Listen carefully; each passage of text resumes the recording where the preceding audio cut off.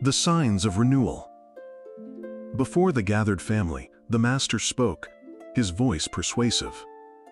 And when the divine kingdom draws near to humankind, the soul of the world will be renewed.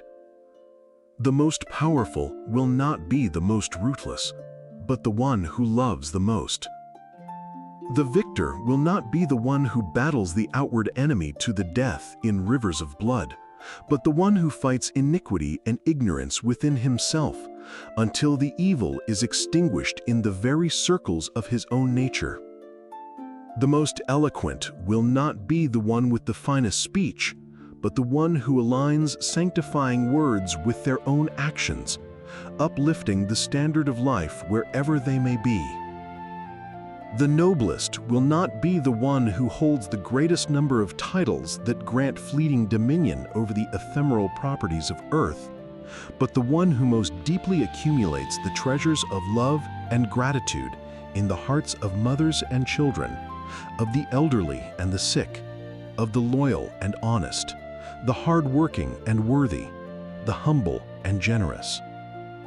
The most respectable will not be the dispenser of gold and armed power, but the one with the kindest heart.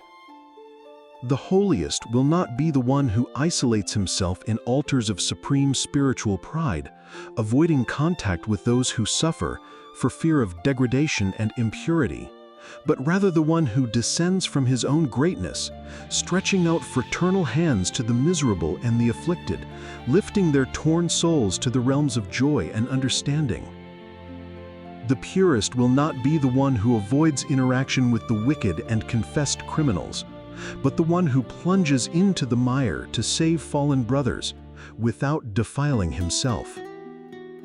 The wisest will not be the possessor of the most books and theories, but precisely the one who, though knowing little, strives to light a flame in the shadows that still envelop his closest brother.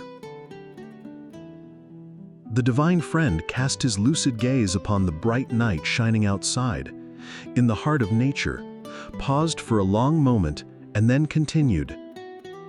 In that sublime time, men will no longer leave their homes to fight their own brothers for conquests or racial hatred in storms of tears and blood,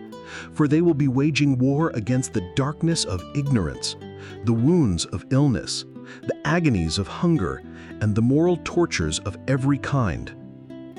When the plow replaces the lavish chariot of the victors in public displays of collective greatness, when the enlightening book takes the place of the sword in the spirit of the people,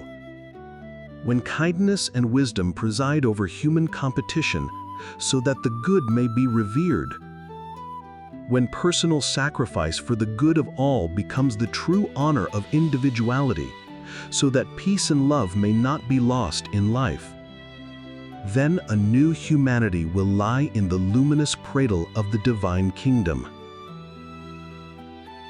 At that point, the sweet and sovereign voice paused gently, and outside, in the mild warmth of the soft night, the radiant stars twinkling above seemed to greet that distant era.